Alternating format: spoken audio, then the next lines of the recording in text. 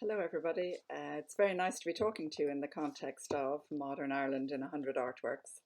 My name is Paula Murphy.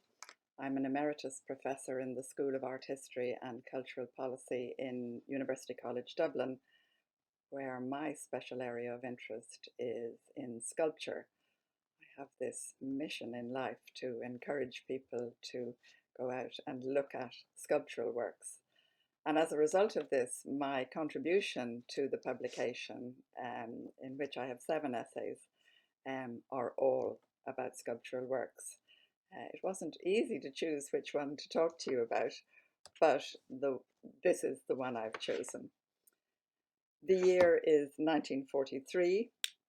The title of the work is The Three Graces, and the work is by Gabriel Hayes.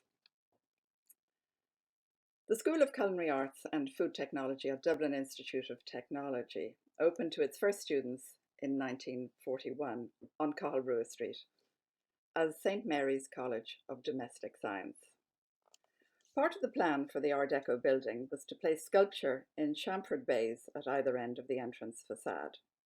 The sculpture didn't materialise for several years, but when it did arrive, it was notable for its depiction of women. At the building's opening, a souvenir publication noted that 2 groups of sculpture carved in Irish limestone would be installed in due course to complete the original design. 2 years later, the architectural practice that designed the college, Robinson and Keefe, put an advertisement in the daily newspapers inviting sculptors to submit estimates and to sketch designs. The sculptures were to represent the instructional work of the college, and the winner would be required to submit models for approval. The contract was awarded to Gabriel Hayes. Gabriel Hayes' dates are 1909 to 1978, and the contract was awarded in November 1943. She was to receive £1,470 for the sculptures, paid in instalments, and allowed 3 years to carry out the work. Hayes had recently completed sculptural work on the facade of the new Department of Industry and Commerce on Kildare Street. Little was written about this significant work at the time. Journalists seemed more excited that a woman had received the commission and that she was brave enough to work on scaffolding hanging high outside the building. It was her sculptures that should have been applauded.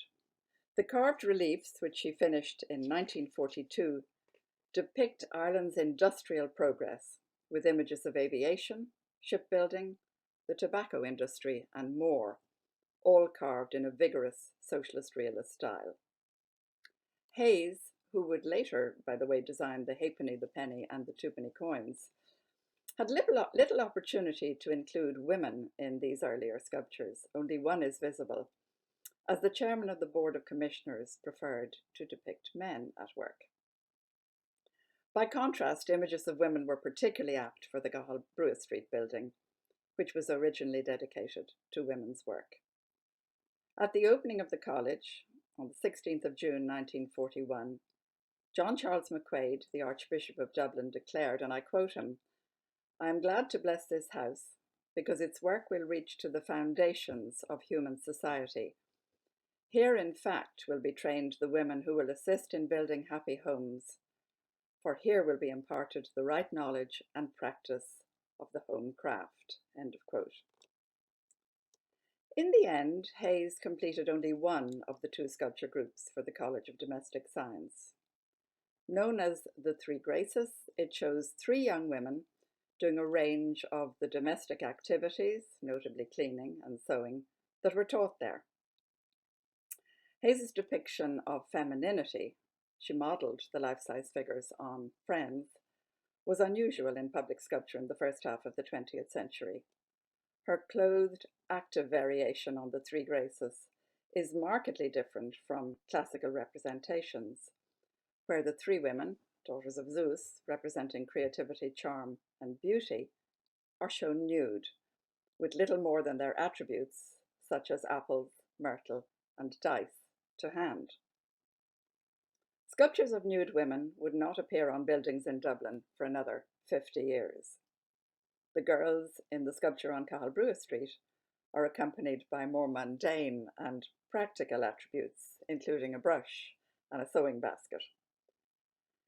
Referred to occasionally also as the Three Faiths, Hayes' sculpture on a building dedicated to so-called women's work might well have been loosely interpreted in this way. In Greek mythology, the Fates were the weavers of destiny. In this instance, the destiny of the women to have their lives associated with domestic work. So I have 6 other sculpture essays in modern Ireland in 100 artworks, and there are 99 other essays in total in there. So get reading. Thank you for being with me.